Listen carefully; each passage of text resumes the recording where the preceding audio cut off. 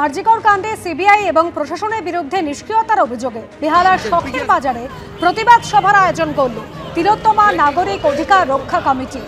এদিন শখের বাজার থেকে একটি মিছিল করা হয়।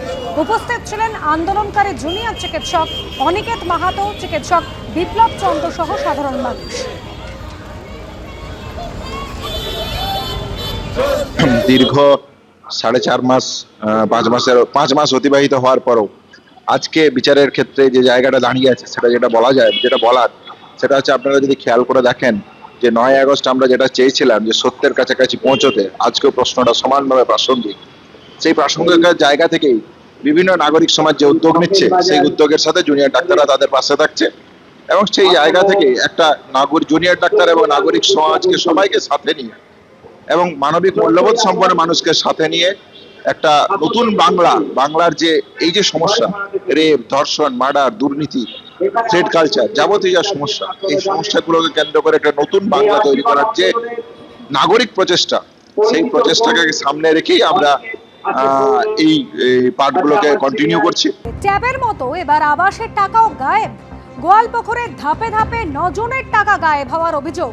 প্রথম কিস্তির টাকা অ্যাকাউন্টে পড়তেই উধাও, কারো 900 টাকা, কারো 26,900 টাকা গায়েব।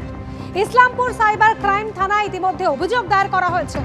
এখনো কোনো অভিযোগ আসেনি, দাবি করছেন পঞ্চায়েতের উপপ্রধান।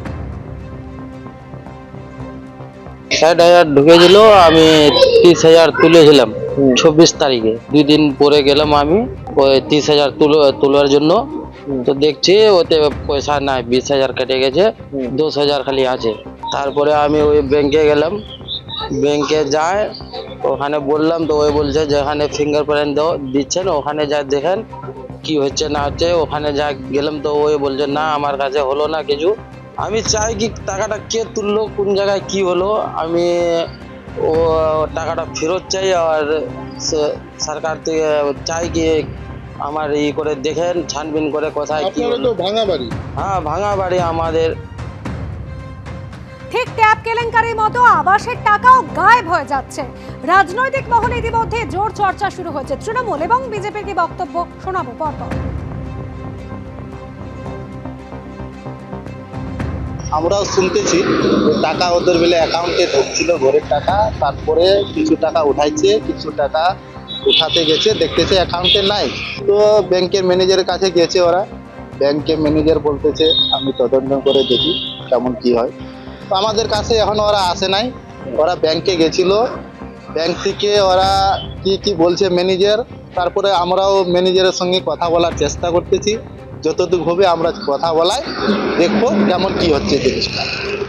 সাধারণ মানুষ ভেবেছিল যে আবাসের টাকা পেয়ে আমরা একটু পুরে ঘর থেকে একটু ছাউনিটা পাবো, কিন্তু যেটা দেখা যাচ্ছে যে টাকা ঢুকছে একদিক থেকে, আর একদিক থেকে কিভাবে চুরি হয়ে যাচ্ছে একদিক। এটা যে চুরিটা হচ্ছে, এটা আপনি মনে করেন যে এটা কোনো একটা মানে গ্যাং একটা আর কি ঘুরে বেড়াচ্ছে, আর এখানে সরকার কোনো নজর দিচ্ছে না। সরকার কি কোনো প্রশাসনই কিছু করছে না। এখানে আমি তো দেখছি প্রশাসনই জড়িত মনে হচ্ছে, না হলে এত বড় ঘটনা ঘটবে কেন? 1টা 2টো 3টা না, এখানে দেখা যাচ্ছে যে 20, 25, 50 জন এই ধরনের আছে। আর আমাদের পাঞ্জিপাড়া গ্রাম পঞ্চায়েতে দেখলে আরো অনেক খুঁজলে অনেক পাওয়া যাবে।